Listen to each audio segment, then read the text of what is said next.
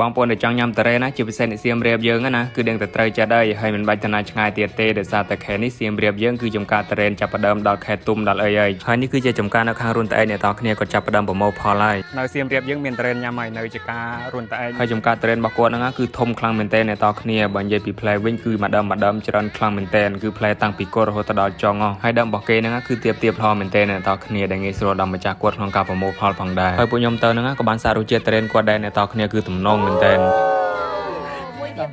នៅសៀមរាបយើងមានតារ៉េញ៉ាំហើយនៅជាការរុនត្អែកអ្នកសៀមរាបយើងដែលចង់ញ៉ាំតារ៉េអីមិនទៅណាឆ្ងាយទេនេះ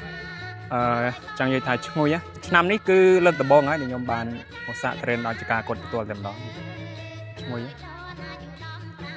មើលសាច់តារ៉េគាត់